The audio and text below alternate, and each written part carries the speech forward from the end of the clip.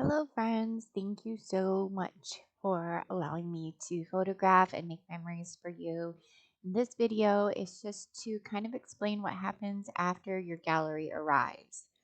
It can be a little confusing how to download and utilize your photos, so I'm just going to walk you through a little tour of a gallery and what it looks like. Um, so let's just start with, I'm trying to pick a gallery for you.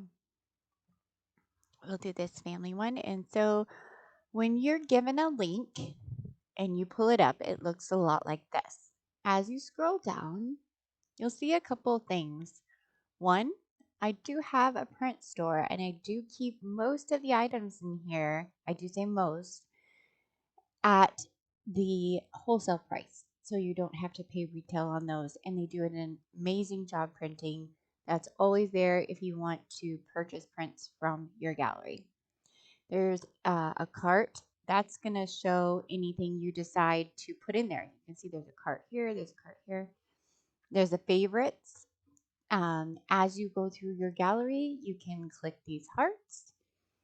And this is a good example of why I wanted to do this gallery. Before you do any downloading or favoriting, so on and so forth, you do need to place your email address in here. It's not a password. It's just simply for security so that I know who has been inside your gallery, downloading photos, etc. That's really important when it comes to galleries with children.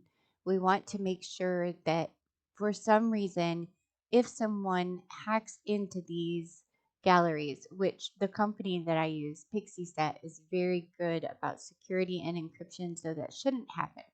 But if it does, the only way to download is by entering an email address that we could then track. So I'm going to go ahead and put mine in and sign in.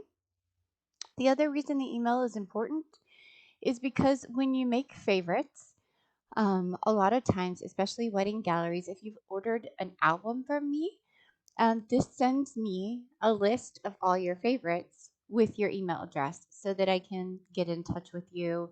Or if, say, you have shared this gallery with other family members, they can make their own set of favorites. And then when I go to look at your gallery, I can see their favorite list and your favorite list differentiated by your email address. So, all that being said, I want to explain a couple other things. From here, if you wanted to go crazy and just you loved every single photo and just wanted to download them all, you could click right here. And then it's going to ask you for your email address again. And that does seem a little redundant, but this time it's asking you for the email address where you would like to be notified that your downloads are ready. These files are huge files. That means that you probably, if you're going to download them all at one time, once you've placed your email address into this box and hit next, it could take a few hours for them to actually send a zip file link to your email with your photos. So, what is a little bit of a faster way? I'm going to favorite a couple photos. First of all, if you only have certain favorites, you could go to your favorites list. There's only 4 photos there. Click on that and you can share them. You can send them to me. You can get a link to share them online. You could also email them. Also, you can download just your favorites, or you can get prints of just your favorites. So that is a good reason to have a favorite list. If you want to download all the photos, it's very important that you do so on a PC or a Mac and then place them on a USB drive. As a phone or even an iPad probably can't handle all of these files at their maximum size. That being said, you do have a couple other options. Say you're on your phone and you decide that you would like to download this one. You can just click the download arrow on this individual picture. Again, it's going to ask for your email, security measure only.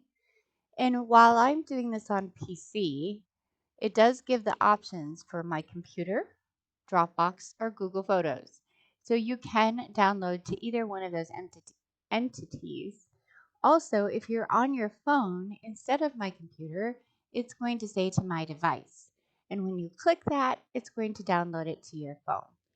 I would highly recommend, though, that if you're doing downloads to your phone, that you choose a favorites list or download one at a time. The other option or the other issue is when you click download and you say my computer, it should have given me the option there. There should be two options for each gallery for downloading. You should be able to choose web size photos. I'm not sure why this particular gallery is not allowing that, but if you follow the other steps that I've mentioned there, it should be fine as far as downloads. Sorry, this confused me just a bit.